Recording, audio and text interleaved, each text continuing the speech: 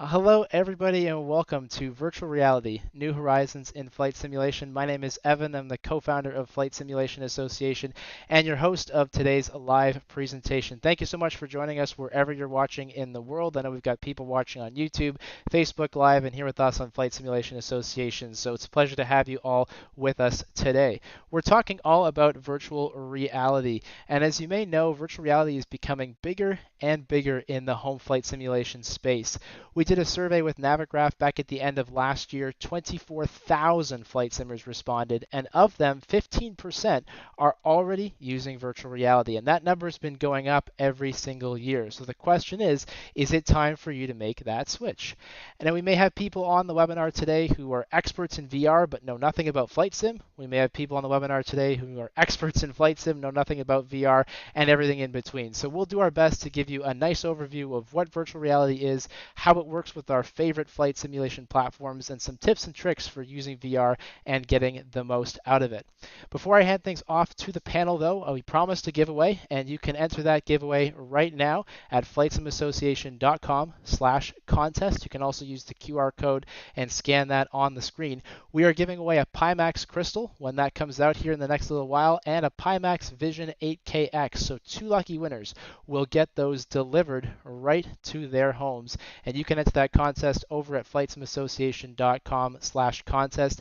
If you missed the link, don't worry about it because we will most certainly be presenting that link to you again and again. Now, we're Flight Simulation Association. If you haven't heard of us, our mission is to help make it easier for people to get into home flight simulation. Whether you're a pilot and you want to use it for training, or you're an enthusiast and you just want to learn how to do it a little bit more seriously. We have flight simmers, we have industry developers, pilots, and everyone else part of our association. And one of the main things we do, in addition to webinars like this one and the free resources and guides on our website, is we organize this thing called Flight Sim Expo. Our next show is coming up on June 23rd to 25th over in Houston, and it is North America's biggest dedicated flight simulation conference for enthusiasts and pilots.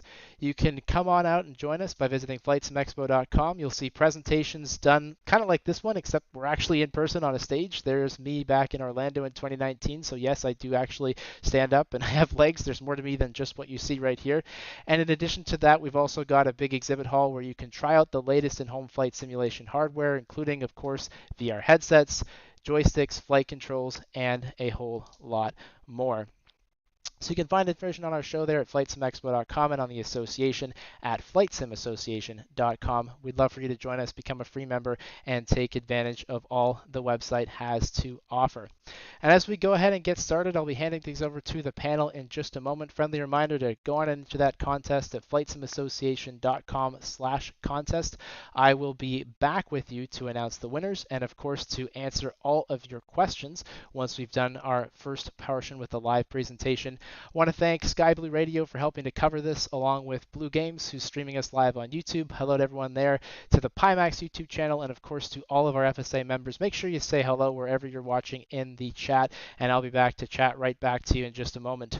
And I'll thank as well Pimax for helping us put this webinar on. This really was actually their idea for a collaboration, and what's really exciting to us is that they're actually here with us in the flight simulation community. We usually find that a lot of the big VR companies, they're never at our shows. They're never engaging with us as flight simmers. So we're really fortunate to have the experts, the creators of VR, with us here today on today's live presentation. So with that in mind, I'm going to hand things over to Martin from Pimax, and he'll be joined by Wojciech from InFlight, Blue Games, and Ben from Sim Your Plane to have a wonderful discussion on virtual reality. I'll be back in about 45 minutes with some prizes and to answer your questions. But for now, let me hand things over to Martin and the panel. So Martin, over to you. Thank you, Ivan. It's a pleasure to be here, and it's also an honor to be invited by you and the Flight Simulation Association to this webinar. Now, first, I think let's do a quick round of introductions so the audience gets to know us, all of us, who we are, what we're working with, and also how we relate ourselves to flight simulation. So, Wojciech, would you mind starting maybe? Hello, yes. My name is Wojciech Kotulski. I am from Poland. I am director of InFlight. At InFlight, we produce aerobatic flight simulators. And also, I am an aerobatic pilot. I fly competitions. And yes, I love VRs. We are starting to use them in our simulators. Wow, a real life pilot. Wow, interesting. Thank you, Wojciech. How about you, Ben? Yeah, so my name is Ben Myrick. I'm from South Carolina, USA. My company is Sim Your Plane. What we focus on primarily is custom hardware that is a kit that you can take any aircraft and transform any aircraft into a simulator, strictly VR based. And then the other side of the business, the larger side of the business, really is custom hardware solutions as well as custom software solutions for commercial partners that use X-planes. So companies like Bridger Aerospace that do big water bombers or people that fly a helicopter with an aerial saw. So we do all the custom software and the coding and the plug-in development for that. Wow, impressive. So we have two experts here, at least two experts. How about you, Blue? What's going on, beautiful people? My name is Blue Games, YouTube content creator on Twitch, Instagram, and on TikTok. I'm not an aerobatic pilot, but I have pulled a few G's, about 4 on my phone. My internet, that's about it. But other than that, love aviation. I only have one actual real world hour in flying an aircraft. So looking to become a pilot soon, but right now enjoying flight simulation and love flying in VR as well, which we're going to talk a lot more about later. So yeah. Well, 1 hour of flight training is 1 hour more than I've ever done. So it's impressive either way. Thank you guys for the lovely presentations. Well, meanwhile, what you see on the screen right now is a VR flight performance made by Steve, also called VR Flight Sim Guy. Steve is a well-known VR content creator and YouTuber. Actually, Steve was supposed to join us here tonight, but unfortunately he couldn't make it. But at least he made a video for us here demonstrating VR flight simulation, which we highly appreciate, of course. Now, VR Flight Sim Guy is a YouTube channel dedicated for VR flight simulation, of course.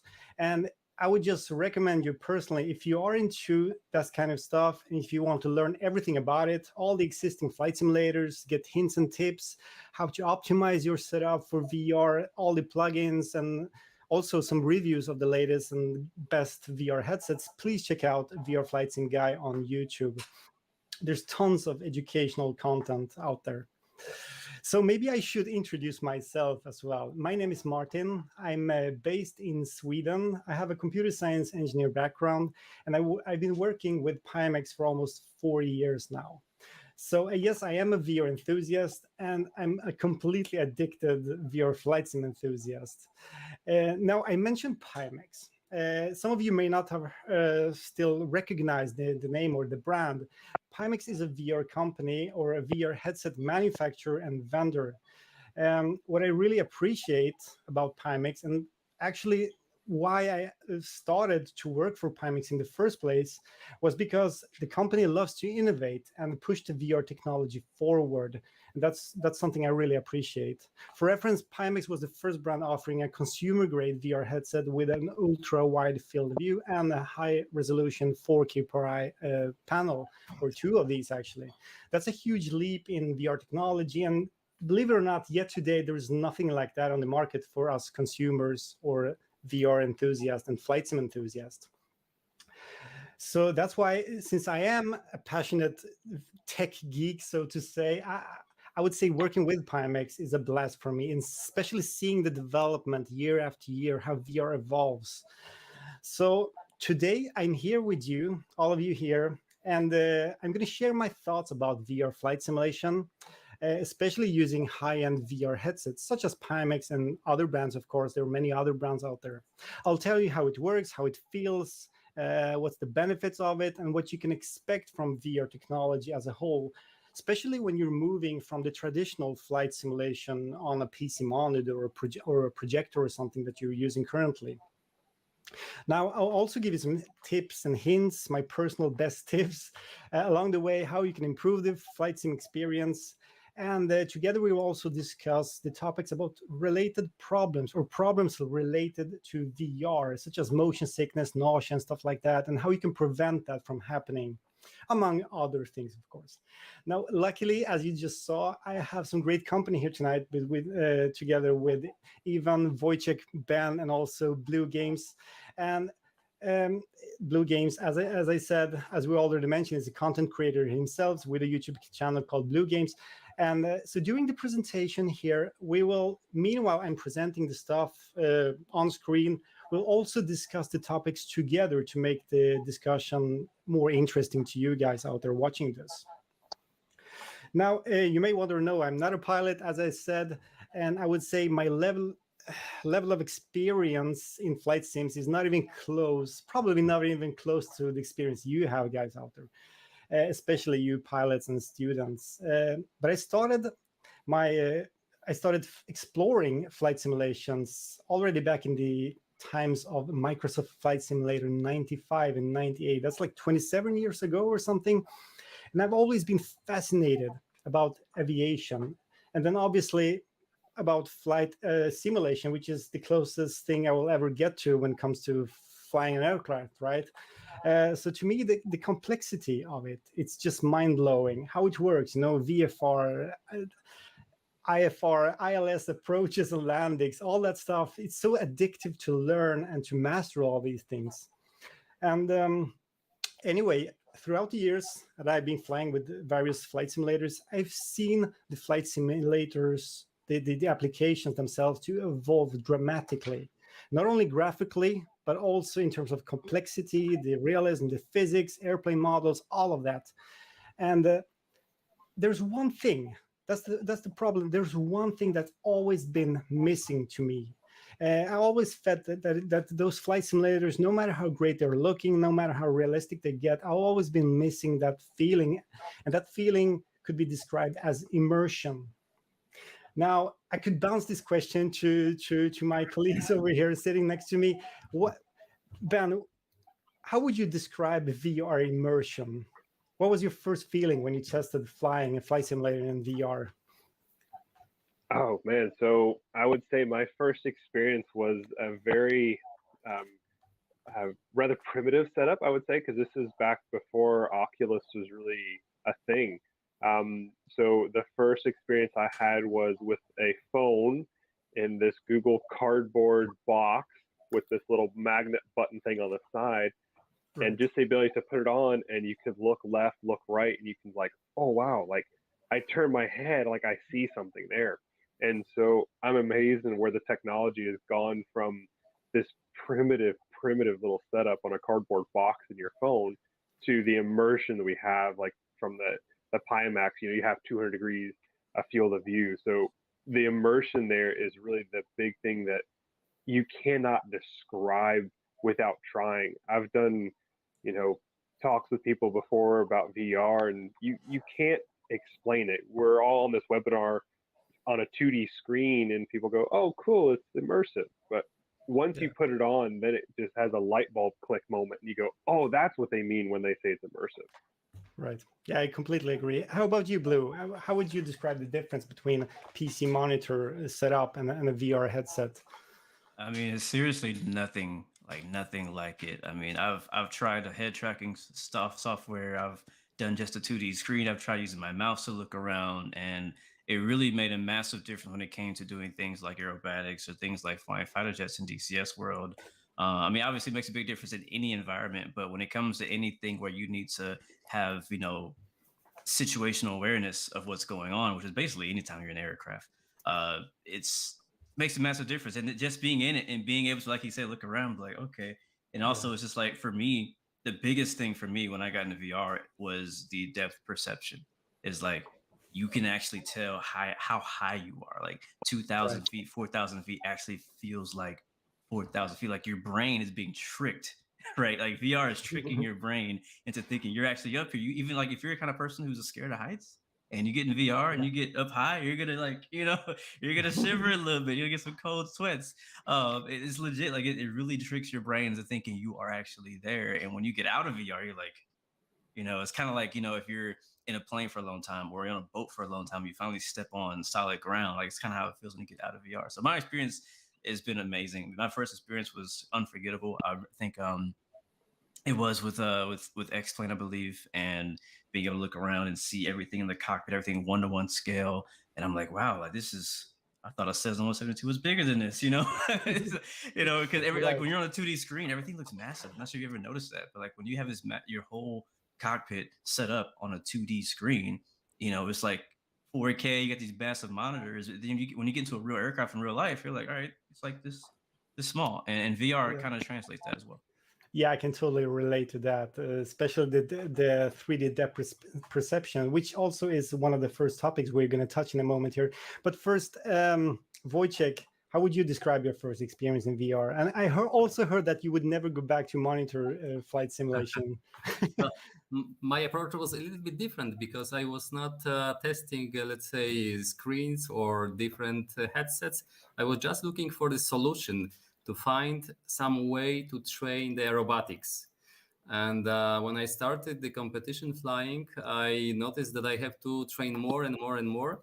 And then I found out that I have to, or I want to prepare some simulator for the trainings. And then I realized that the only way that I can see what I see in the real plane is to use the VRs. The screens was not an option because aerobatic pilots, we look all around. We very rarely look ahead. We just look on the wing or above. We observe the plane and the horizon. So our head is moving all time. And there was no question that we need a solution so we can make the visualization like in the real plane. And only VR headsets can give us this.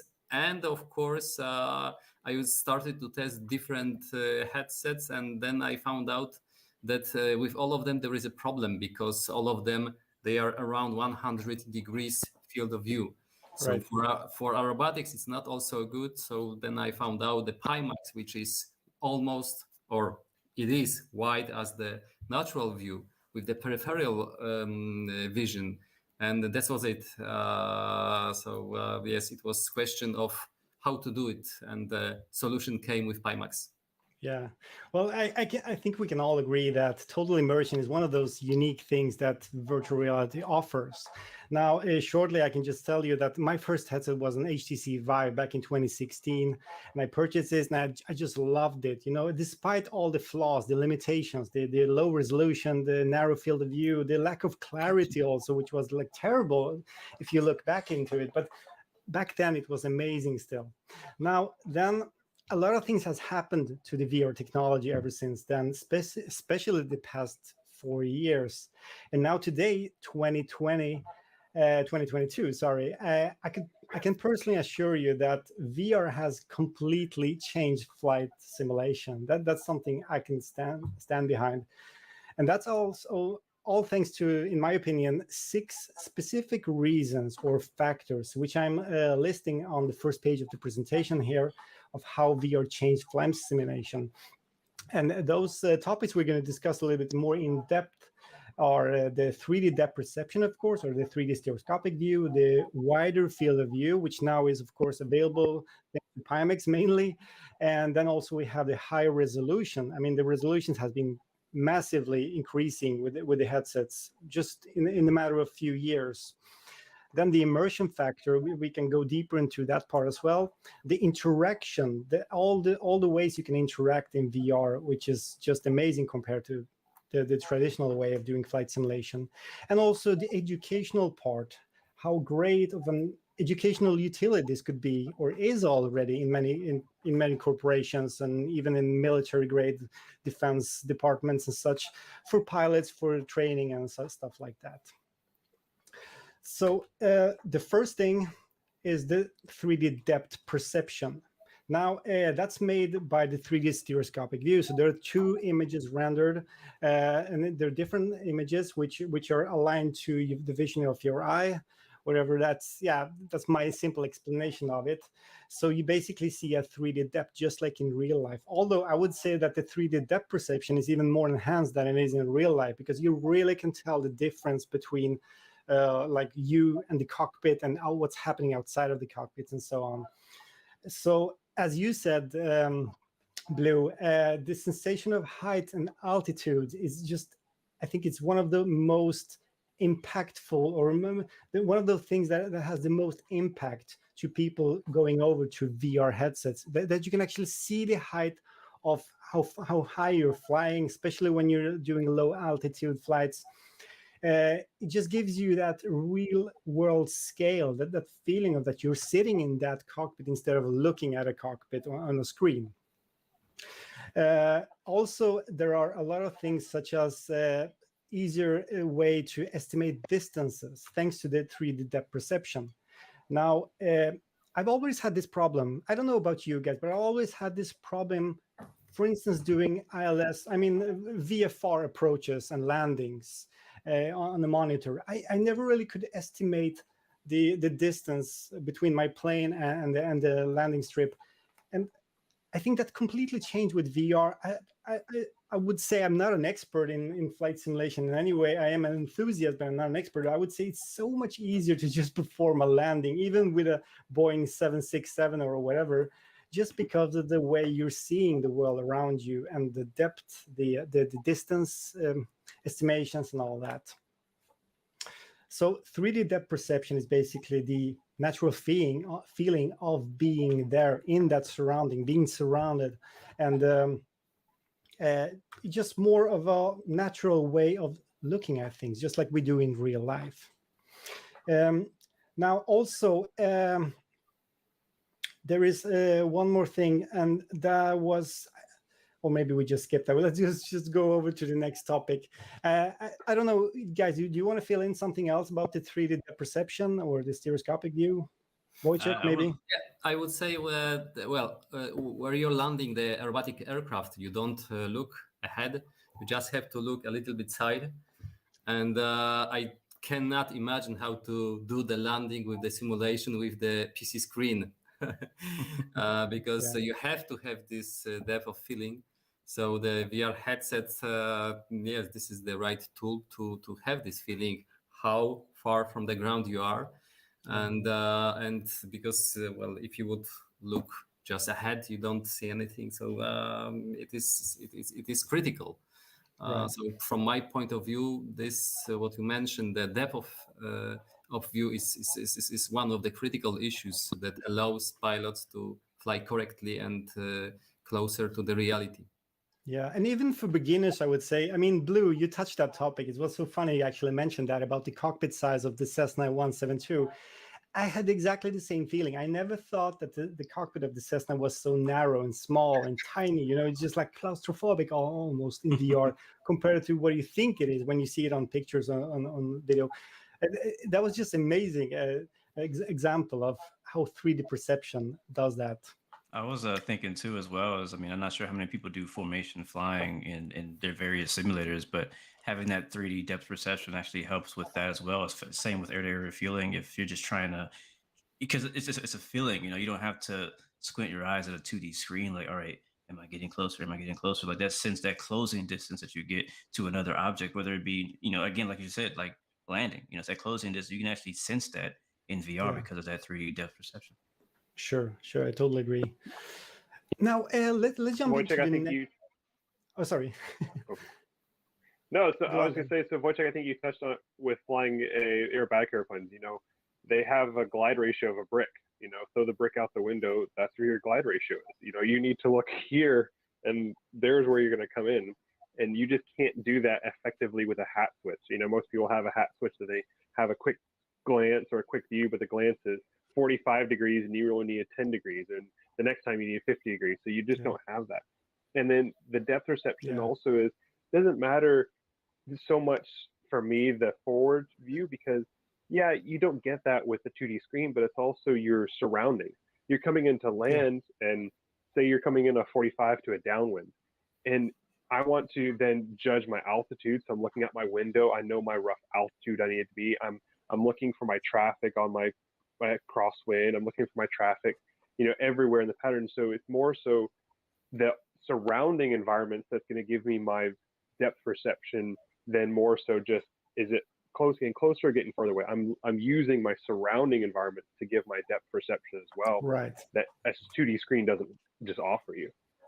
Yeah, I totally agree. I apologize for the slides here. I happened to jump into the next topic before we were even finished. So I was already at the wide field of it because I think it's so exciting topic, the next one.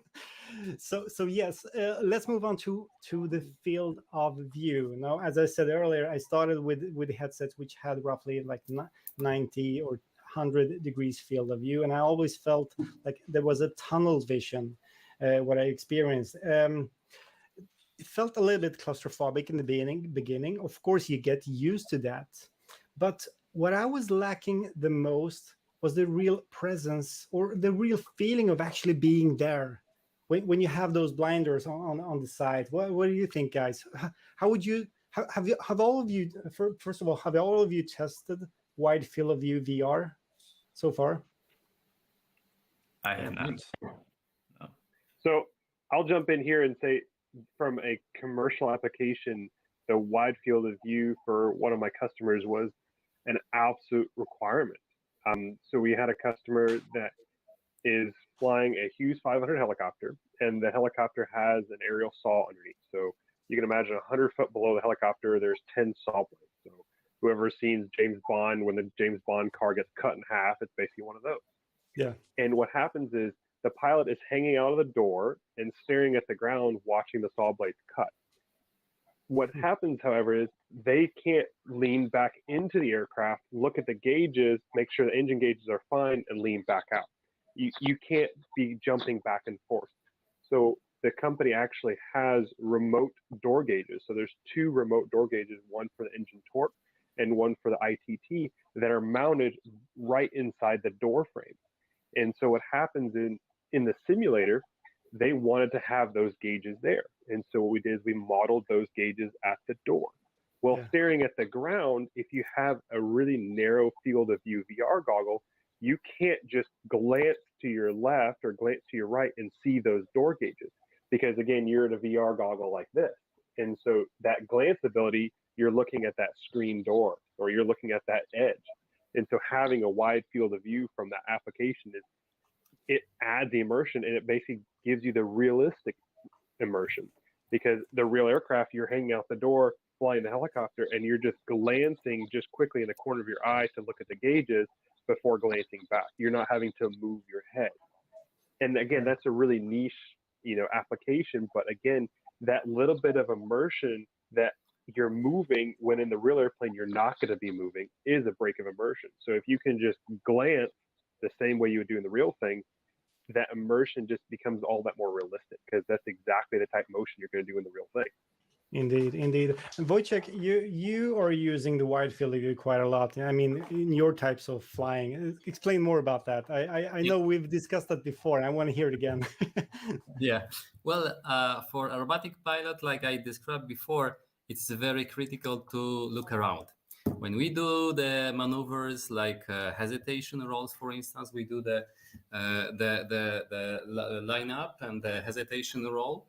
We always observe the ground, and we look on the tail to see the position with the ground objects.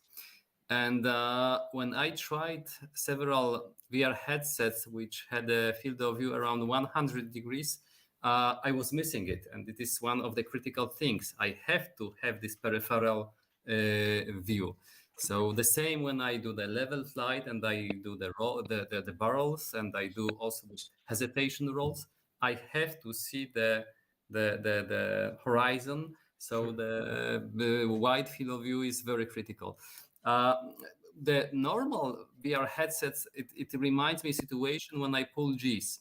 When I do the aerobatic flight and I pull G's, I start to have the tunnel vision. So the normal headsets, it would be like I would fly all time high G's. I love high G's, but not all time. It would be boring. So for me, the option is the natural option is only to have this wide field of view, and for aerobatic flying, this is very critical. Yeah, I can imagine. A lot of people are just taking the wide peripheral vision for granted, I would say, because there's so much more into it. then it doesn't just like fill out your view, but it also adds a lot into your senses, like the increase of sense of speed. I would say a wide field of view adds so much more to the sense of speed, at least in my opinion. When I'm flying, when I'm doing some racing simulators, or even like normal games, running around in VR, it just feels like I'm so faster, more like realistically faster, with a wide field of view, because everything moves.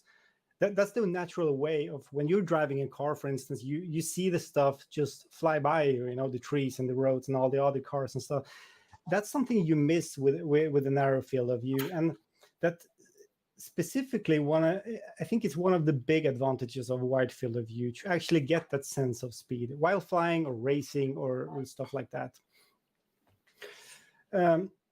So I think, again, I think we all agree that it gives a more immersive experience overall with that wide field of view. It's not a must. I'm not saying it's a must, of course, but one thing's for sure. After all the events I've done, all these CES exhibitions and all the stuff around the world, I know for one thing that people who've tried VR or maybe purchased a Pimax headset, a wide field of view headset, they tend to never go back to the narrow field of view, which tells quite a lot, I would say. I believe that for sure. I'm just looking at the video right now, like, man, that's pretty freaking nice. I mean, I didn't really say my piece here about the FOV because I haven't tried the wide FOV yet. But in the headsets that I've had in the past, the best way I can compare it or I can explain it is like wearing one of those like racing helmets where it like blocks your vision right here. You can only really see like this much. And that's kind of what it feels like in my my VR headset now, not the Pimax, but the one that I have. So, but I'm like, I can see how big of a difference I can make when it comes to, sense of speed, just like you said, or even, as I said earlier, situational awareness, being able to kind of be able to glance left, glance left or right without having to move your head as much. You know what I mean? So I think that'd be great.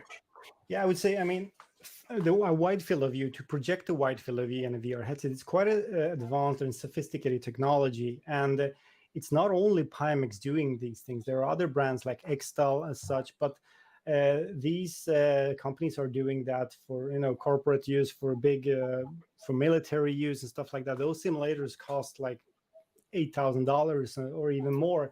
And I'm a little bit personally, and I'm not talking as a Pimax employee here, but just personally, I'm just surprised that we haven't seen more wide field of view headsets on the market yet. I think it's a good time to actually adapt that so it becomes like a mainstream thing, at least within VR. There's just so many benefits into it, but there's also a difficulty. As I said, it's not easy to make those the view is so wide, and one of the main reasons is the high resolution. I mean, the wider field of view you have, the higher resolution is preferred, because you have to spread those pixels, I mean the amount of pixels around the entire area you're looking at. So as of today, high resolution is now more important than ever, I would say, especially in flight simulation. If you're running a game on a flight simulator on a monitor, whether you're running it in 1440p or 4K, it might add some more sharpness, but it's not going to be a night and day difference. In VR, on the other hand, as soon as you go with a high resolution, all of a sudden you see the gauges, you see the panels, the checklist, you can read stuff without leaning forward and trying hard to see what altitude you're at, even stuff like that. The resolution is pretty important these days on the VR headsets, and I think in a couple of years from now we're going to see some massive increase in the resolutions already very soon, also coming from Pimax already at this. Yeah. No, I was gonna say, I think I'm a perfect example. I think this is probably why you guys have me here. I bet, right? Because I'm the one who doesn't have the Pimax. I'm the one that doesn't have the Pimax. That's one of my biggest complaints personally when it comes to VR, and I've even told my community this is this exact issue, the resolution, especially when it comes to flight simming, especially when it comes to IFR flight simming. I mean, you can go out there and you can fly around and look at some beautiful trees and clouds, and it looks great in pretty much any headset. But when it comes down, you got to want to actually fly a flight plan and look at gauges and things like that. a lot of the headsets that are out there is a struggle because you can't read anything. All the small text is just too hard to see. You got to look, Yeah. you got to move real close to see it, or sometimes it's just impossible, honestly. To see it. Yeah. Some simulators have a way to like zoom in with your controller and look closer to things, but that's, it doesn't work. And so again, this is one of my biggest issues with my current headset. And to see that you guys are working in this area is a great thing.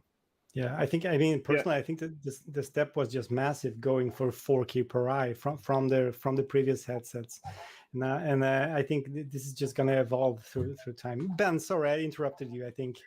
No, it's fine. No, I was gonna say it's interesting because you segued, I think, really perfectly from the field of view and then to the resolution. Because I think right now, what I've noticed in the industry, there is really kind of a split. Either you get really high field of view, but your resolution is okay, or I shouldn't say okay, it's good, but it's not that picture perfect human eye clarity. And for me, if I can have my cake and eat it too, I would mix those two. I would have my human eye clarity headset with human eye clarity resolution combined with the field of view. And right now, both of those are paralleling essentially in the VR headset world, and eventually they're going to meet. It's just a matter of time. Every technology we have in VR, some VR headsets when we first got, they weren't standalone head tracking, so you had to have an external tracker. Now we have internal cameras that do it. So the same thing, we're kind of mixing all these paths, and so that field of view and resolution is converging, and it's just a matter of time. One thing that I think I've seen that is kind of essentially made people happy enough for now is that the industry that focuses on extremely high clarity, they say, well, we're just going to focus and make it perfect for human eye resolution, realizing that we're going to look to it like this. Yeah. Or we're going to say, we're going to make it really, really wide, and it's going to be maybe not perfect human eye clarity, but it's going to be really, really wide. And so both of those have that niche market, and both of those have the market that is a big market. And so both of those headset styles are out there. And my hope is that they converge, because I've seen, in my industry that I'm working in, I've had people that use the Pimax, with the wide field of view, and they say, oh man, I love that. This is perfect for me. And then we give them, the Vario XR3, and they go, I don't like this as much. Like, I really like that one. And then the next guy, he does the exact opposite. He says, oh man, I love the Vario, and I don't like that Pimax. It just doesn't work. And so each person has their own little unique, likes and wants. But I really feel like when both of those paths meet, when the field of view and the human eye clarity meet, then we're really working towards, the ultimate headset. Yeah, I think it's a matter of personal taste, actually. For me, I mean, personally, I like the 8KX because it's a good mix between a good balance between a wide field of view and a high resolution. Even though it might not be industry leading resolution, but still it gives you a little bit of both. So it's still a high resolution, so to say, not the highest, but it still offers that resolution across the entire 170 degrees of field of view. But I mean, and of course, a headset. Go ahead. Sorry. No. I was just about to squeeze in that's why we're working on different models right now for the next generation, which will kind of try to. One of them will be more like traditional field of view, which is the crystal, and the next one will be the 12K, which is even wider field of view that offers 6K per eye, which will dramatically will increase the resolution compared to the Pimax 8KX, for instance. So go on, Ben. No, and I was going to say, what happens is you also get, I'm glad there are, for example, the Pimax. It's a headset that you can install and run on a computer that you can, commercially build and manufacture. A lot of times you go to, something like the Vario, where it's got great clarity and it has these great lenses, but the problem is you have to have a supercomputer to run it. And so even though it has that type technology, do you have the computing power to be able to generate that technology? I've seen people in my industry where they say, wow, this HP reverb looks like I'm looking through Microsoft Flight Simulator 95, and it's like, well, what kind of computer are you on? Well, there's your problem. There's your bottleneck. Yeah. You know, don't blame the headset because of your computer. And For so real. that balance from 4K also comes down to what you can actually compute. Yeah. Yep. And apart from the resolution itself, also the lenses plays a big role here. I mean, a good lens, an optimal lens is going to give you a bigger sweet spot area, which is the sharp part of the viewable image, the center part, which is fully sharp. And also a good lens also improves or eliminates a lot of the problems such as chromatic aberration or CA, distortions, you know, glare it's called, and stuff like that, reflections. So it's about finding a good balance in between all these things. That's what I guess that's what Pimax is trying, and yeah, I hope you're going to be excited about the next generation as well, which is coming like any day now. By the ways, so guys, let's jump into the fourth topic really quickly here, because we already have discussed the immersive part. We already mentioned about the cool thing with the 3D depth perception, the 360-degree freedom, the natural awareness, and all of that stuff. And it makes the entire interaction closer to real life. So I would say that's a really important factor. But there's also two more, and one of them is interaction. I don't know how many of you have you tried hand tracking with in VR at some point. Blue, have you tried that? I have never tried hand track. I've used the actual, the things. I've never tried it. I didn't know. Honestly, I didn't know much about that. That's a thing. It is becoming a thing, actually. It's coming. The support is growing more and more in all of those simulators. Are you saying I can just like use my hands and just pretend like in my imagination that I'm touching things, and my computer's like, yeah, all right, you're pulling the joystick back. Yeah. Is that how it works? Yeah. Yes, absolutely. You can pull. Yeah, you can pull the yoke. You can push buttons. You can. I mean, turn all the knobs and stuff like that. So you can fully interact with your cockpit with your fingers and hands. Now there's no like so to say, like the support is limited. It depends on which simulator you're running. But in some simulators, like the which one was that again? Not the Aerofly FS2, but I'm going to come to that later. Fly Inside, right? That has a native hand tracking support with leap motion, and that also supports the Pimax hand tracking modules. So you can basically do everything in the cockpit with your fingers and hands, which is just really cool. Wow. Now, the level of interaction is quite broad in VR. You can, of course, use your VR mouse or the mouse, but in VR, you can use your controllers, such as the Valve Index controllers, and then you're pointing, you can, pull the knobs and triggers and all the buttons and stuff with it. So it's going to act like hands in VR. And that you can actually do. I think you could do that in all of these simulators out there right now, including Microsoft Flight Simulator, DCS or Digital Combat Simulator, and the other ones. We're going to go through some of the simulators later. But I know that some people are against that type of interaction. So of course, if you want to do VR flight simulation, you can of course use your yoke, joystick, gamepad, rudders, whatever you prefer, and still you get the same level of immersion as before. I mean, when it comes to interaction, and that's what I think that's a big plus with VR. There's so many ways of interacting. What do you prefer? Are you mostly using a yoke? Is any one of you actually flying with the controllers in VR, or do you prefer to use a joystick or yoke? I use. Yeah. Oh, sorry. Go ahead. No. You decide. Well, sorry. With our simulator, it's very important to give to aerobatic pilots the feeling.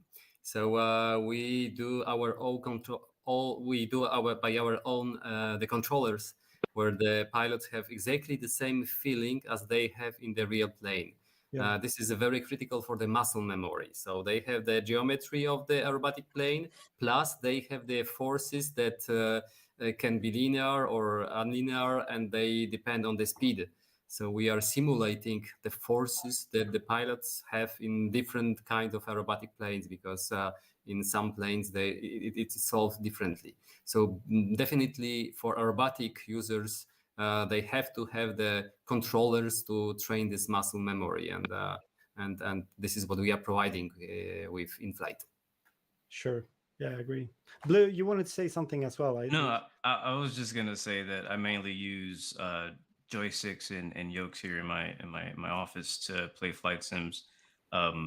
But only time I really use like a VR controller Yeah. are in games that like support or like kind of like that's kind of like the way it was built to be used. You know what I mean? Sure. With Sure. flight sim, to me, it doesn't feel right to use a controller to try to control a yoke because there is no feeling. You know what I mean? Just like you Yeah. said, having that muscle memory. Now I know that my hardware that I have here is not exactly how the real plane is, but at least it's a similar size and whatnot. And so just for me, that's just not the way that I run my flight sims. But I Yeah. do enjoy using the controller on the games that it makes sense to play them on. Sure. The last topic or the last aspect of the 6 ones we've gone through Martin. is yep. Do you mind if I jump in just real quick? Sure. Even. Yeah. So, Blue, I think you mentioned it's not the and then I said the natural way to control, the controls. It's very interesting that you bring that up. So for I don't even want to count how many months now because it's just disappointing. I've been working through trying to figure out how to certify VR for FAA certification. Because FAA certification, just on a very, very simple system, where we're talking about a BATD, which is a basic aviation training device. This is a glorified keyboard, it's a glorified monitor, and then just some basic radio switches, and then a yoke, pedals, and a throttle quadrant. Very, very basic. And you have the tactile feel of turning a knob on the radio. And in VR, you don't get that. But then, unless you have this full built system, how do you turn that tactile knob? And then how do you see that knob? Because you're blinded. Well, you can overcome some of that by using, a mixed reality portal. I've done a lot of mixed reality portal stuff, and that's great. It allows you that open immersion of seeing that knob, but then I have to model every single one of those switches, and I have to draw every single one of those switches. Sure. Why can't I just take the hand controller and just turn it with a hand controller? And so it's interesting that you mentioned that because, there is that little bit of tactile feel. And, from a certification, like you do need to turn that knob, and that knob has to be there. And at least from the conversations I've had from the certification process, it has to be a physical knob. So I've been told over and over again that the knob that they talk about on their guide to get approval has to be physical. It doesn't say physical, I'll mind you, it doesn't say physical. I've gotten into some heated debates and some good debates to push the envelope, but those knobs need to be physical. And so, the interaction on a flight simulator sometimes is a little bit of a challenge because you don't truly get that immersion feel.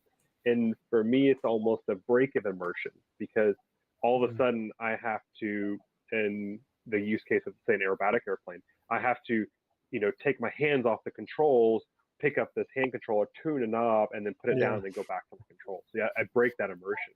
I can imagine, All that being said, I will say I've had so much fun, and I'll be honest with you, I go through these ups and downs and enjoyment of sim because sometimes it's all work, and then I realize, I just want to go enjoy something and fly something I enjoy. I've had so much enjoyment in an app that you can download just from the App Store. It's called Simple Plane, and it's a headset-only app.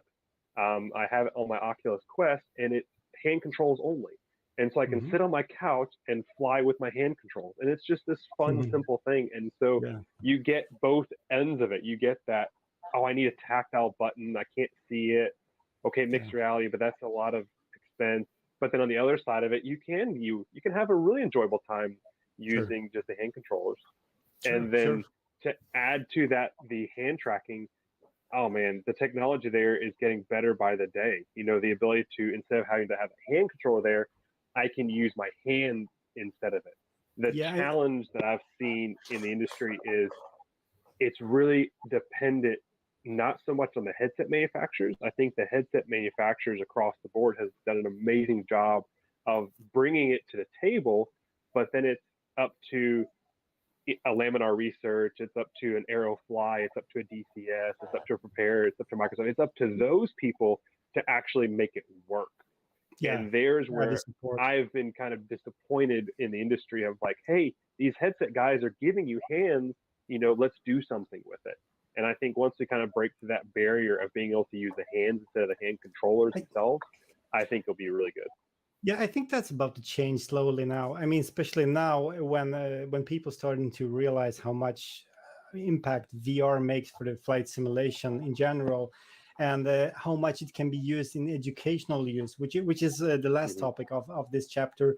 I mean, I think the flight simulator developers will prioritize VR a bit more than they have done so far. VR has just been a niche thing until now, but I think it's gonna be the mainstream thing in a couple of years from now. So I have no doubts it's gonna really improve over time. Now, I know we're running out of time a little bit, so we have to get a little bit faster with the topics here. The sixth and last one was the educational part. I don't know, Wojciech, maybe you want to add something because you're doing a lot of training when it comes to educational flights with your aerobic flight maneuvers. Yeah. Well, the idea of in-flight, the simulator for aerobatic flying is use it for trainings for pilots on the different level, from the beginners where people can train just the simple maneuvers up to very complex sequences where the pilots on advanced or unlimited level, they can train the position in the box, they can train the sequences. Yes, I also experienced, because couple of weeks ago we did a presentation of our in-flight simulator, and there were people representing different levels, and also there were people that they had the first approach to aerobatics. So very quickly I was able to teach them the basic maneuvers. They were very enthusiastic, and it's very it has a great benefits, because at these times the flight costs are very high. The availability of the planes, like aerobatic planes, is limited. You have to have a good weather. You have to have time. The preparation for aerobatic flights takes a lot of time, and more. As aerobatic pilots, when we do the trainings, we fly twice per day. It makes sense, because there is so huge stress to the body with the high Gs, with the mental preparation, that one flight takes, for instance, 15 minutes, and per day we are doing only 2 flights. It means that the training with the aerobatic planes is very limited. With the simulation, we can train some maneuvers, we can train sequences for hours, we can make them perfect. And this will be a huge benefit to the pilots on all levels, because pilots will be able to train much more than they could do it in the real plane. And this is because the technology is here. We can use the VR headsets, we can use the fast computers. Right now we deliver also the hardware, the platform of the simulator. So yes, it will be a game changer in the aerobatics. Yeah, it already is a game changer, I think, and the technology is here. And also, if we take it to the next topic here, the support is growing more and more when it comes to flight simulators, the VR support. Currently, basically every single flight simulator has native VR support at this moment. By native, I mean it works out of the box. Basically, it's built-in support through special APIs. So there are no hacks, really, no workarounds or some kind of fake 3D stuff like we saw a couple of years ago. I think it's amazing that we can actually fly all those simulators in VR today. Now, we're moving to this new topic here, and I want to go quickly through these pages. I don't want to go too detailed into the technical part of it, but all of these simulators are using an API, application programmable interface, and you can either run these games through SteamVR or OpenXR and so on. But there is one application, if you're flying like Microsoft Flight Simulator or Digital Combat Simulator, X-Plane 11 or 12. I don't know if the X-Plane 12 actually has support for it yet, but the OpenXR toolkit, it does. Okay. I think it's VR support. Yes, they have full VR support on 12. Oh yeah, it has VR support, but the OpenXR toolkit, it's such a nice toolkit which enhances the resolutions. It can add a lot of things into the simulator, improve the performance and stuff like that. It can add sharpening, foveated rendering. It has eye tracking support already. You can add post processing, so you get some better colors and hue. You can change that, customize that for your needs. And there's also hand tracking support within that, which I haven't tested yet, but it sounds really promising. So OpenXR Toolkit is really something to deep dive into.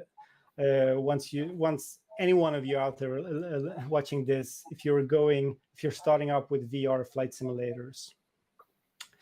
Now, I know we're short of time now, so I'm just going to go a little bit fast through some of the things about VR, which might be a little bit problematic for some people, but there are some solutions and stuff for this. Now, there are three things. One of them is the PC system requirements, which are rather high. Then we have some visual limitations, which we, especially VR vendors, are fighting by improving the panels, the technology itself, and so on.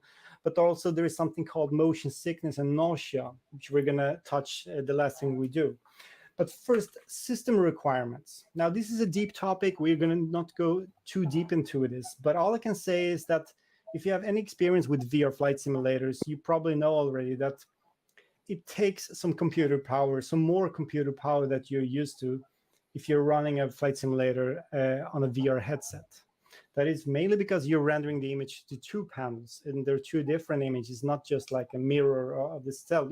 They're two different perspectives, so you can output that 3D depth stereoscopic view. And what you see here on the screen right now in the presentation is just my estimations, my personal estimation of what I would say is the minimum and the recommended graphic card processor and the RAM memory and stuff to run the flight simulators in general. I'm not saying a specific flight simulator, because that varies as well. The performance can vary quite a lot in between the simulators. But at least if you have something on the 3000 generation of NVIDIA graphic card, you should be pretty fine at like a 3080, 3090, or preferably a 4090, even the latest generation. And I think that a lot of people get scared by this. Now they see the specifications. For instance, here, the Pimax 8KX specifications is dual 4K panels. And they're thinking like, oh my God, I'm playing this game, simulator on a monitor in 4K, and I get like 80 frames per second with my high-end graphic card. How am I supposed to play it in VR in the same frame rate? Well, of course, that's not possible really, but there are a lot of enhancements, optimizations, and things you could do to improve the performance and the visuals and find a good balance between a good performance and good visuals in VR, which I think is very, very important. I'm not going to read the full list of things here you could do, but there are a lot of technologies these days, like DLSS, which is built into the Microsoft Flight Simulator. We have FSR upscaling by using the OpenXR toolkit. So you're not really running a full resolution, but it's upscaling a lower resolution to a higher resolution, which gives you basically almost the same clarity, but the GPU does not have to work that hard to output those frames per second. And I will jump to the next page here, which basically are a couple of my personal tips and hints. And I would love you guys also to come with some personal tips, if you have any, for improvement of the performance in VR, which I think is a very important topic after all. My best tip, all these you see on the screen here, would be like, don't go ultra all the way. The first thing you do in VR, don't put all the settings to the max and just expect it to work perfectly. And also don't expect it to make such a huge difference, because there are many things such as the level of detail, like LOD sliders for the objects, for the ground scenery and stuff. It doesn't really have to be at the highest max to really look good in VR anyway. That's the beauty of VR.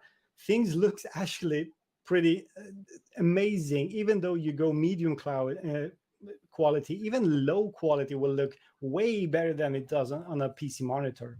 What do you think, guys? Ben, I see you're agreeing with me. Yeah. So no, I'm laughing because it's a matter of, there's been so many times where I'll talk to people and they have this 9060 GTX card from years ago, and they go, "Oh, this is terrible. There's something wrong with the software. My headset's broken." It's like, well, you're using a card from how many years ago? It's just not gonna work. Yeah. And so, yeah, it's the expectation. Yeah. So many people, they get on there and they go, "Oh, well, I can run 60 frames per second, no problem." Well, yeah, that's on a single monitor that doesn't move around. You mentioned it really well with the 3D stereographic. But again, that's not just two monitors fixed. That's two monitors fixed 3D, but then also it's moving around. And so your 60 frames per second is going to be, let's say 30, 40, 50 maybe, as soon as you run VR. And so I think a lot of that is the expectation. So I would say definitely lowering it is key. And then that's the only comments I have. And then I have some good tips for VR setup when you get to that step. Sure. Yeah. And then there's also technologies which Pimax, for instance, are providing, like smart smoothing, which is basically like an advanced motion reprojection. I know all the other VR manufacturers also provide similar methods, which basically makes you run the simulator in half of the frame rate, which is half of the refresh rate of the headset. So if your headset is running in 90 hertz, you only need to run it in 45 frames per second. You can even go as low as 1/3 of the frame rate. So 30 frames per second on a 90 hertz screen, it will still look smooth. There are some downsides to this, by at some point you can see some small artifacts and stuff in the image, but it's still going to provide you a smooth experience. And I think that's one of the most important factors when flying in VR. You want a smooth and stable experience. And one of the last points I have here on the number 6 there is like big fluctuations or big variation in frame rate. That's the worst thing you can do in VR. If the frame rate is jumping between 30 and 90 frames per second, then it's better to settle for like 45 or 50 or something stable frames per second. It's not going to be 100% smooth, but it's going to feel way smoother. But just by either limiting the frame rate, capping it, you can also do that with Pimax headsets, just limit the frame rate to a certain degree, or using the smart smoothing methods to automatically reproject frames, which makes it more smooth. Blue, how are you handling? I mean, what's your best tip for improving the frame rate? Oh, well, yeah, I was going to say kind of what you said as well, is like, that's one of the first things that was hard for me to understand when I got into VR. And that was the difference between a 2D screen and running 60 FPS there. And you have your settings, you have your level of detail that you're used to on a 2D screen, and you go to VR and you like want to bump up those settings as well. And then obviously then you get stuttering and unstable frames. That's actually what causes, nausea and motion sickness. I've actually had the issue myself where I would bump it up too high, and next thing you know, I'm watching a slideshow in VR, and you know what I mean? And so it's not fun. It's not fun at all. But I agree. I think turning it down was crazy, is that when you turn it down, even though you're lowering the quality per se, when you're in VR, it looks good still. Like, it's hard to explain unless you're actually in VR how a lower level of detail image can look still good, and even sometimes better than what you usually see. So but yeah, my tip would be don't be too crazy with bumping up your settings. Turn them down if you have to. Find smoothness is the most important thing when it comes to working in VR. I saw a video from a VR flight sim guide, Steve, that I mentioned earlier. It was a while ago. He made a video where he actually talked about this thing. He said, like, even if you turn down the settings to the lowest possible, at least in the Microsoft Flight Simulator, the latest version of it, it's going to look amazing in VR because it's in VR. It just adds so much more than what you're used to see on the monitor. What do you think, Wojciech? Well, for me, this is very critical. For our application, there is no other choice than VR, so it's no question. Well, with our simulator, we are approaching the pilots. They are not really the game players. They don't have the experience with gaming. They just expect that when they put the VR headsets on the head, they sit in our simulator. They expect that they will feel like in real plane. So we have to have a smooth picture. We have to have good quality, sharp. We have to have the wide field of view. For us, this is just a question of be or not to be. It's not the question of that we want to play the games. Yeah. And for our simulators, we are using very powerful computers, and because it must work, and it works, and it works perfectly. Yeah, I think we can all agree that. Sorry, Martin. I keep interrupting you tonight. No. Go ahead. I may be just too fast when I'm just jumping into it.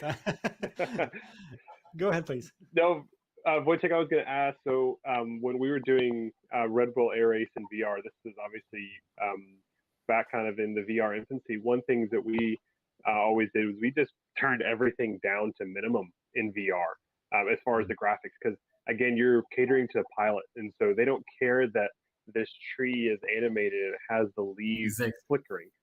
They're focused on using it as a training tool as a pilot. They need to see a horizon, they need to see ahead, and they need to be able to do their rolls, and they need to pick their pivot points. I work with some of the U.S. aerobatic pilots and do some of their training simulations for them as well. And for them, they don't care about scenery. Their scenery, their custom scenery they have for their simulator is simply just a photorealistic map, nothing there, just a photo map, and it has these big solid bars for the ground. And it looks very ugly from a gamer's perspective, but from a training perspective, they're using it for training. And so for them, they would rather run at 90 FPS and have no scenery than run at 30 FPS and have really pretty trees. So of course, Martin, back to you on that is kind of what's important? Are you using it from a training perspective, or are you using it to fly up the Hudson corridor in Microsoft Flight Simulator? What are you using it for, and what the VR needs to be adjusted for that application? That's a great point. Yeah, it's a great point, really. Yeah, that's a good one. Yeah, I mean, for me, being an enthusiast, I'm not a real pilot or anything like that. I'm trying to find a balance. Always, I still wanted things to look great outside. See this, especially in the simulator like Microsoft Flight Simulator, which has all this satellite imagery and all that stuff. You still want to have that outside of your cockpit, but you don't have to overdo it. That's basically, I think that's what we are all trying to say here. So, guys, the second thing, one of the problematic issues here, we already touched most of this here. This is basically what VR vendors are trying to do to improve the image quality, the clarity of it, higher resolution panels, wider field of views, and all that stuff, just to improve the visual clarity. Because the conventional wisdom, I would say, is that VR headset clarity and image is just so bad compared to my 4K monitor at home. And I would say it's not really the case anymore. It was like that back in the days with the HTC Vive, Oculus Rift, the first generation of headsets. But already now with the Pimax 8KX, it's really a clear and nice image. It's not, through the window perfect, completely pixel-free image, but it's still good enough for you to see all the gauges, read the text, and all that stuff, which is such a big leap in the technology itself. So, but there is one last thing here, which we could just touch it a little bit quickly here, and that is maybe the biggest issue people have, or the biggest thing people fear about VR, and that is the motion sickness and nausea, because there are so many threads on forums, on Reddit, everywhere, like, oh my God, I tried VR and it was terrible. I vomited almost and stuff like that. Yeah, it's crazy how much you can read all about it. And I completely agree. I don't agree. I completely understand that every one of us is different. It's all individual. But there are ways to actually get around this, and there are ways to prevent that from happening. And this is some of these things I listed in the presentation here. My two best tips is just to take it easy. I would say in the beginning, don't do some crazy stuff, and give it time. First of all, give it time. It's going to take a couple of days, maybe even a week or two, and then it's all going to settle. You're going to get used to that.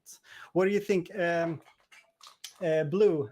I remember we discussed this yesterday, about motion sickness and nausea. How long did it took for you to get rid of Yeah, it? my first experience with VR, I got motion sick, which I'd never been motion sick in my life. I've been on cruises, I've been on planes. I mean, I was like, yeah, I'll be fine. It'll be good. And then I got into VR. I can't remember what activity I was doing, but at first day, I mean, I started getting cold sweats. I started getting chills, and I just felt horrible. I had to get out of VR. I was sweating like crazy. And that night I slept early because I just felt bad.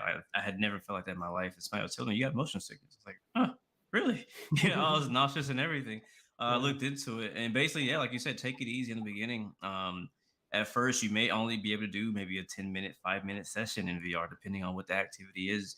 It's much easier to do activities sitting down, like sitting down type of VR games versus yeah, standing up. For me, that's what did it for me was playing standing same up here. VR games where you have to like walk with a controller and like your actual body's not moving, but you're like because when your mind is first trying VR for the first time, it's like it's tricking it in so many ways with altitude, with distance, with depth of Sure, field, things like that. And then if you then throw in motion of moving your whole body, but you're not actually moving your whole body, your body's like going on here? Start losing yeah. your balance and stuff like that. And so my how my first experience was, and because of that, I started feeling bad. So even to this day, I have to take it easy when doing like first person shooters or anything that has to do with walking around a field or something like that, because I still get off balance and start to kind of feel a little bit of motion sickness. But when it comes to flying now, after time of building up my, endurance of being able to stay in VR for longer, I can do a full flight if I want to, as long as it's Sure. smooth, as long as my frame rate and my clarity and whatnot is clear, like we said in the slides.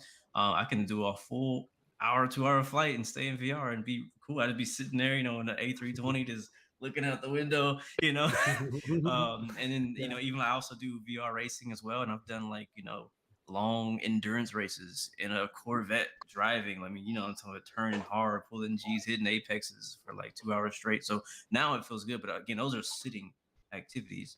But when it sure. comes to more standing stuff, it's still to this day difficult. You got to know your limits. So just take it easy, go slow to time. I know you're excited, to get in the VR, but take it easy and take breaks. And Yeah, Martin, I think know that your that's a good limits. time. If you don't mind, I'm going to jump in and we'll do a couple of prize giveaways here, and then we'll bring the panel right back and we'll start answering some questions. So panel, you guys are muted. If you want a second to stretch your legs or something like that, feel free. We'll bring you back on. We've got a whole pile of questions, so we'll bring you back on for all those questions here in just a second. But if you need a minute just to breathe, this is a good time to do that. Now, I know we got a lot of VR experts because you guys are answering and asking some great questions in the chat, and thanks for that. We're going to bring the chat on the screen here in just a moment. But if you're not a VR expert, you're somebody who's like, wow, this just kind of went over my head. We just want to point out, obviously, YouTube is a great resource. We've given you plenty of those. We're also going to work with Pimax to do a nice blog post kind of covering all these points. I'll see if we can get these slides in there for you, and we'll also try to get some recommendations on settings per simulator. So some of those questions that you guys were asking, we'll try and put that all together for you in a nice website page. But the other thing that you can do if you're a Flight Sim Association captain or if you're looking for some help, Ben is one of our consultants that works with us through Flight Sim Coach. He's a flight instructor, and he can actually do one-on-one sessions with you. And if you sign up for our captain membership, which is $3 a month, not only are you helping the association, but you get that session with him totally free. So you could use that for anything, setting up a simulator or flying an approach, but you can also actually sit down with an expert one-on-one and walk through how to set up VR if that's something that you're interested in. And if you want to get in touch with any of the presenters today, send me an email, info@flightsimassociation.com. Drop me a note in Discord, send me a DM, and I can always put you in touch. Ben is in our Discord as well, so you can reach him there. And of course, I can put you in touch with any of the folks that were on the screen today. Now, let me do one of the favorite parts here, and I'll announce our 2 winners of our giveaways, and then we're going to go right back over to the panel and we'll do some Q&A with them. If I announce you as the winner, look for an email. I'll be sending you an email later tonight from info@flightsimiassociation.com. You have exactly 24 hours to respond to that email, and if you don't, I'm picking somebody else, so make sure you pay attention to that. And here we go. Our first winner is Orville. So Orville, if that's you, look for an email from me within the next couple of hours here, and then you've got 24 hours to respond. And our second winner, I'm going to announce right now. Our second winner is Dan John. So Orville and Dan John are 2 winners. Congratulations to both of you. Thank you to everyone who entered our contest. Stay tuned with us because, of course, in future webinars, we will have lots more. But let me go ahead and bring the panel back on here. It looks like everybody's ready to go. So I'm going to bring the panel back on and we'll start answering some of your questions. I'm going to start kind of mostly in the order that they came in. I'll announce the name of the person who asked the question as well. So if you're here and listening, obviously that'll be your question. And I'm going to bring up the chat as well so people can have a look at that. Ben, I see you're in there and answering some questions, so that's wonderful. Thanks for that. And so let's just Sorry, jump I'm a little in. late. No, that's all good. So Petter from the FSA site is the first question, but lots of people have asked this. When will we be able to order the 12K and the Crystal, Martin? Okay, so the Crystal launch is happening like any day now. I can't tell you the exact specific day and time, but it's going to happen like any day now. 12K will require a little bit more time. We're going to announce that in the upcoming video, the big announcement during the Crystal launch as well. So we're going to go more into the details about the development of the 12K. Of course, it's a very sophisticated technology. We're basically doing something that nobody else has done before by going basically 200 degrees horizontally with the field of view, and at the same time go with dual 6K panels and a lot of other sensors and features, eye tracking and stuff like that. So the development has been going on for more than 2 years, as far as I know. But we're still not completely finished with the 12K. Although the Crystal, I'm actually playing around with it now already. It's a great device. It's an in-house. Like, can we Oh, see here it? we go. Can we see Well, Yeah, I was it? gonna say, hang on, you can't just talk about it. What? It's a pre-production device, so it's not from the production line yet. But that's I don't know how much I'm supposed to say right now, but it's here. And Say it all. This is one of those things This is- where you ask for forgiveness later. That's just how it yeah, goes. this one is, as you probably know if you've seen the videos in our presentations about the Crystal, this is a device which will not have as wide field of view as the Pimax 8KX, but it's going to provide a clarity which is just mind-blowing, which is the strength point of it, together with a lot of other technologies such as hand tracking, eye tracking, all that stuff.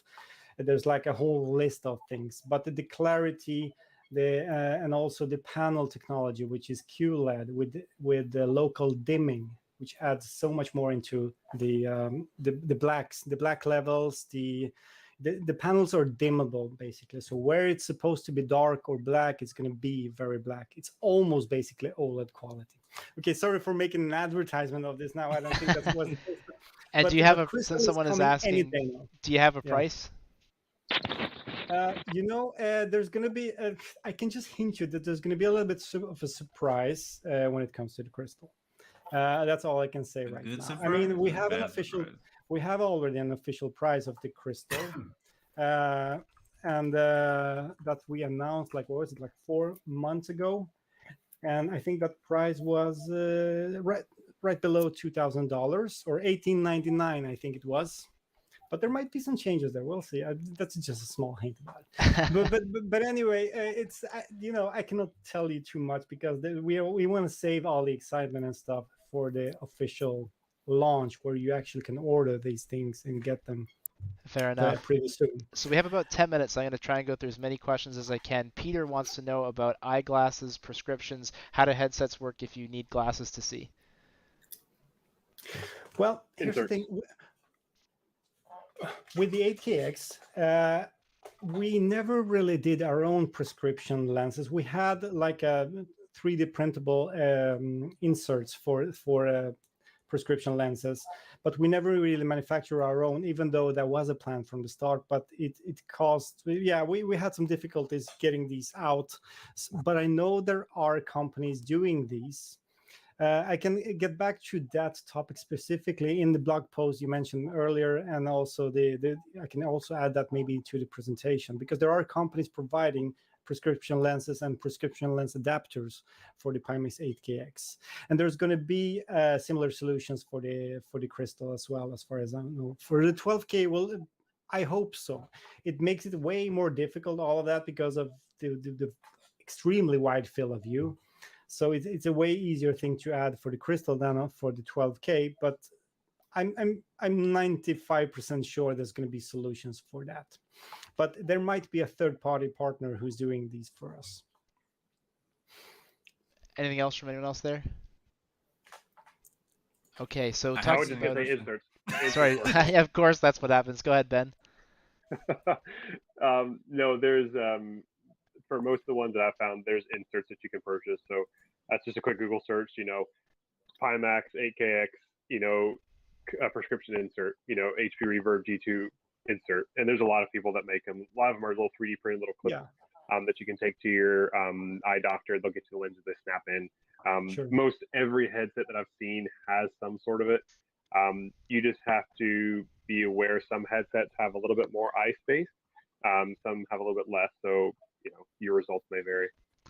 I want to talk about hardware settings. Lots of questions about this. We'll put some of this in the blog post, but just generally speaking, if people are wondering, is my computer good enough, or I'm not getting the performance that I want, can you guys just share your tips and tricks on that subject specifically?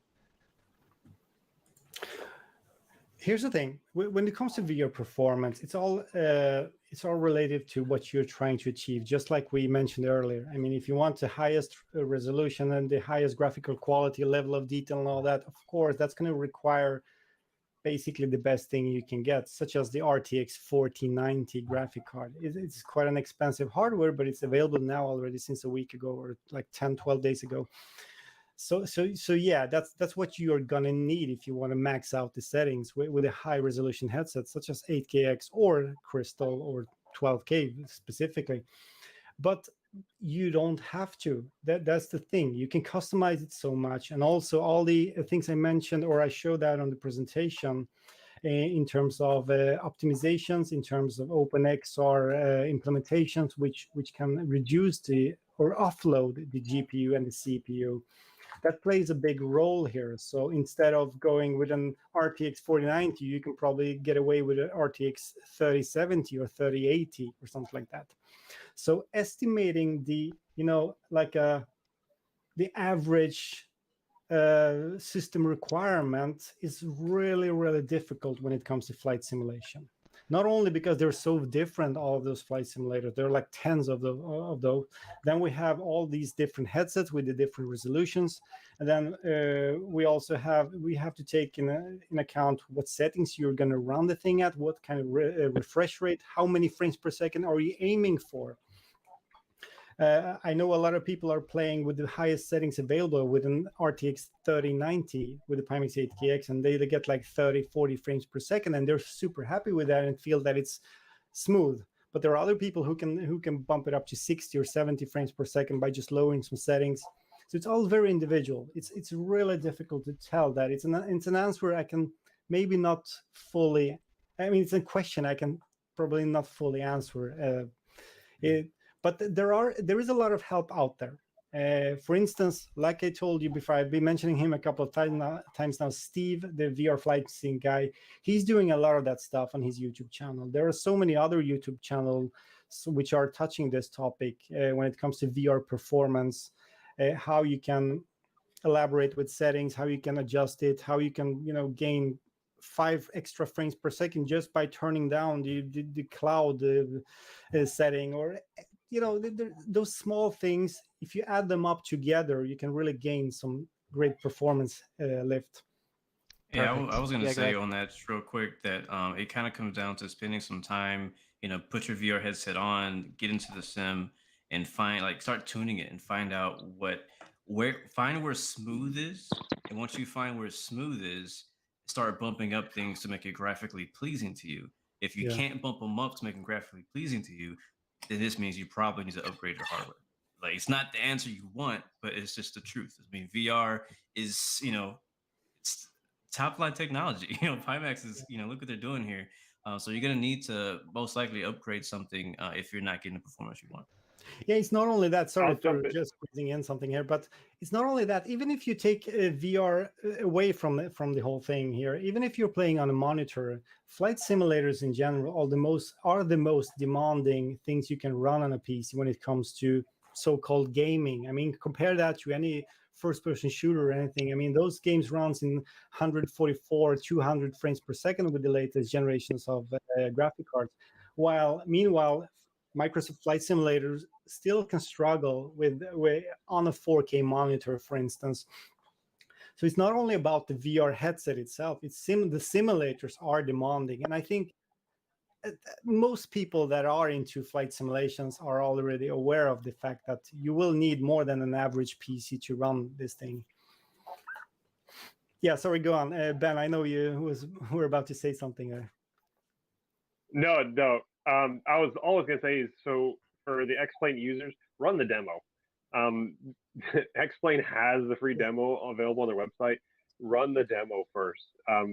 That'll immediately tell you, yeah, it performs well, it doesn't perform well. There's so many people that I've seen over the years that, they go, oh, I paid all this money, I bought this headset, bought all this stuff, and then they didn't even bother with the free demo.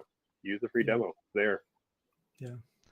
And one last question that everyone can kind of just share a little bit on is with respect to managing the fact that when you're in a VR headset, you can't see. So how do you deal with the fact that you might have a joystick that you can't see, or you want to deal with a physical device on your desk?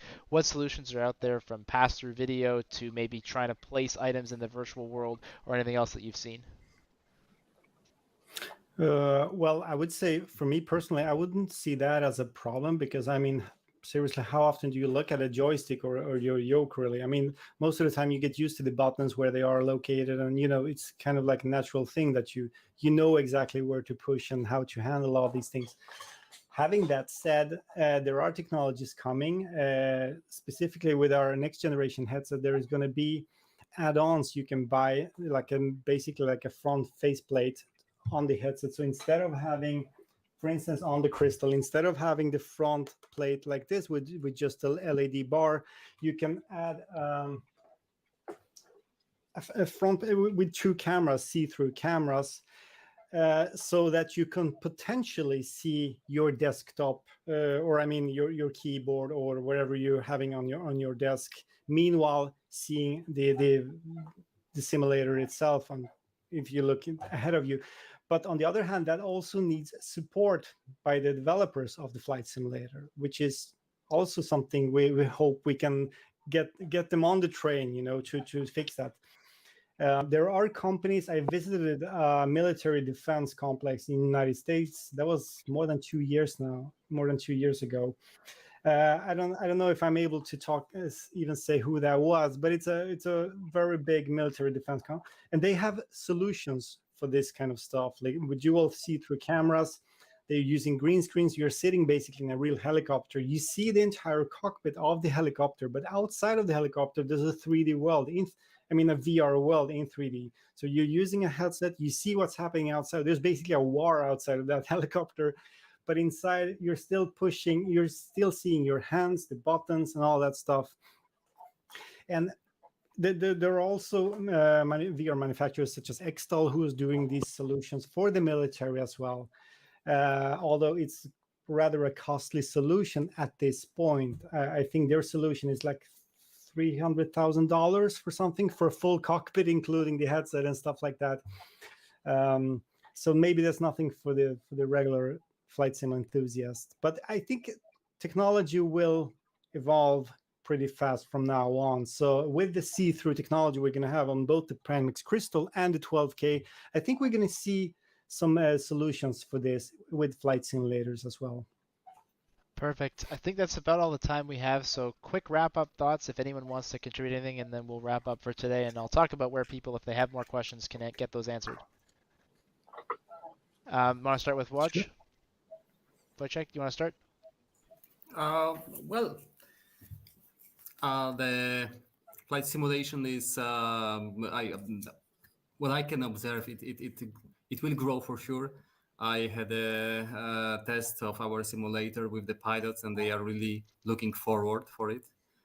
So I think that we are just on the beginning, and it will develop for sure very rapidly, and it will be very, very useful for pilots with the all skills, all levels. Yeah, the Perfect. technology came, and it will develop for sure. Blue, anything for you as we wrap up?